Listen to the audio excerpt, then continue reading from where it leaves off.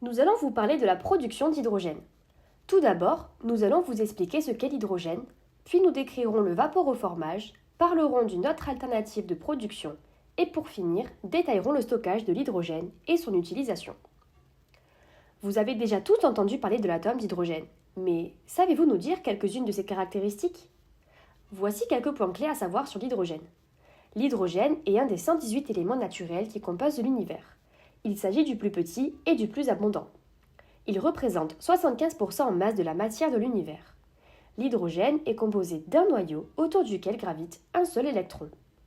Dans les conditions ambiantes, l'hydrogène est un gaz incolore, inodore et très inflammable. L'hydrogène est un vecteur énergétique. Il doit être produit, puis stocké avant d'être utilisé. Intéressons-nous à quelques repères historiques. L'hydrogène a été découvert en 1766 par Henry Cavendish. En 1909, une des plus grandes innovations agricoles, le procédé Haber-Bosch, qui permet de synthétiser de l'ammoniac. Dès les années 50, l'hydrogène est utilisé pour faire la première bombe H, Mike, qui explose en 1952. Enfin, dans les années 60, l'oxygène et l'hydrogène liquide sont utilisés pour la propulsion cryotechnique mise en pratique lors du vol d'une fusée Atlas Centaure en 1963. Nous avons vu que l'hydrogène est très utilisé dans l'industrie, mais avant d'être utilisé, il doit être produit. Comment produit-on de l'hydrogène? L'hydrogène peut être produit par vaporoformage, par électrolyse de l'eau ou par gazéification. Maintenant que vous avez acquis quelques connaissances au sujet de l'hydrogène et de ses manières de synthèse, nous allons nous concentrer sur le procédé du vaporoformage. Mais qu'est-ce que le vaporoformage? Nous avons choisi de vous présenter ce procédé pour la production d'hydrogène car c'est le plus utilisé à grande échelle, par son abondance en matière première, son efficacité énergétique et son coût économique assez faible. Le vaporoformage est un procédé qui permet de transformer le gaz naturel, avec principalement du méthane, en hydrogène à l'aide de vapeur d'eau, avec comme réaction principale CH4 plus H2O qui donne CO plus 3H2.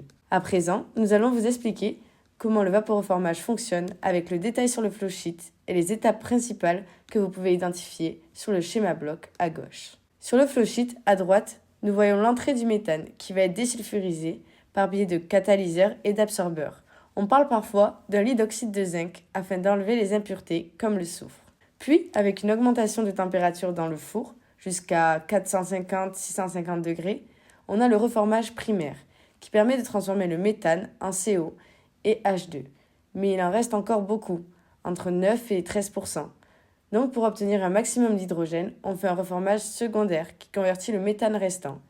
Et à la sortie, il n'en reste plus qu'environ 1%. Ce sont deux catalyseurs différents, avec le deuxième plus performant, mais aussi plus coûteux. À la sortie de ce deuxième reformage, nous obtenons 10 à 13% de monoxyde de carbone non désiré, car il peut être poison des prochains catalyseurs. On effectue alors deux CO conversions, qui le transforment en CO2. Il en reste au final 0,35%. Maintenant, à partir d'une absorption, c'est-à-dire une entrée gazeuse et une autre liquide, on va séparer le CO2 et l'H2 qu'on a obtenu. Le dioxyde de carbone ayant des affinités avec le liquide est alors transféré par celui-ci. Pendant cette étape, nous avons une absorption et une désorption qui permet de réutiliser le liquide. Nous avons maintenant un gaz plus pur, avec seulement 0,1% de CO2. La dernière étape de ce procédé est la méthanation, qui permet d'effacer les dernières traces de CO2 restantes, en le reconvertissant en méthane, qui est moins problématique que le CO2 ou le CO. Quand le procédé est terminé, un gaz contenant plus de 99% d'hydrogène est généré. Bien que le vaporoformage soit très utilisé dans l'industrie, celui-ci a un impact certes bénéfique pour la production d'énergie, mais aussi des effets indésirables. Quelques avantages. Le coût de production d'hydrogène par ce procédé est le plus faible, et il est d'environ 1,50 € par kg d'hydrogène produit. De plus, la production par vaporoformage est développée depuis plusieurs années, donc il y a déjà de nombreuses infrastructures adéquates, ce qui rend cette méthode plus pratique à mettre en œuvre. Le méthane utilisé dans le vaporoformage peut provenir de diverses sources, ce qui permet une flexibilité de l'approvisionnement en matières premières. Nous avons vu précédemment qu'il y a une production de monoxyde de carbone lors des réactions de reformage.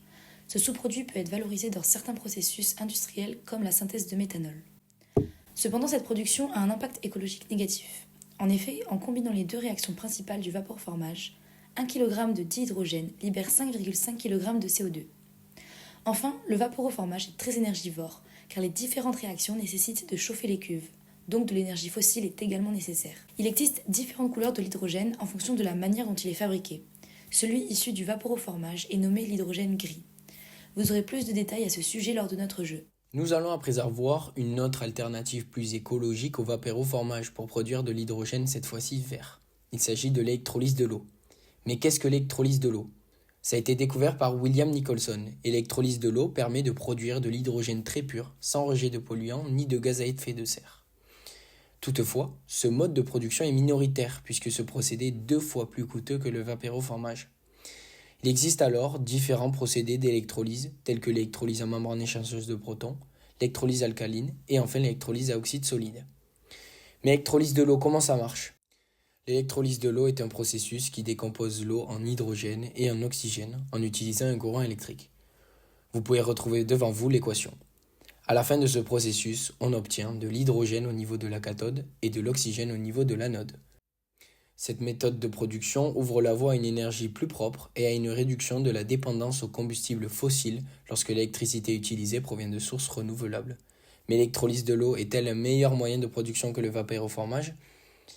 L'hydrogène produit par électrolyse, nommé hydrogène vert, est très cher et ne pourra se développer qu'à condition de réduire les coûts sur l'ensemble de la chaîne de valeur. Produire de l'hydrogène à partir de l'électrolyse coûte aujourd'hui 2 à 3 fois plus cher que le vaporoformage, c'est-à-dire 3,5 € par kilogramme d'hydrogène produit face à 2 € par kilogramme d'hydrogène produit par vaporoformage. Mais qu'en est-il du rendement pour l'utilisation de l'hydrogène ? Le rendement, qui prend en compte seulement la conversion de l'énergie électrique en énergie chimique, se situe entre 60 et 75%. Cependant, l'hydrogène ne sert pas directement comme un vecteur énergétique. Plusieurs étapes sont nécessaires pour convertir l'hydrogène en électricité. À chaque étape, une perte d'énergie se produit. Donc on obtient par exemple, pour une voiture à pile à combustible, un faible rendement global qui est de 25% selon l'ADEME. Mais du coup, que peut-on faire une fois l'hydrogène produit ? L'hydrogène ne peut jouer son rôle de vecteur énergétique que si l'on peut le stocker efficacement, à moindre coût et dans des conditions de sécurité acceptables.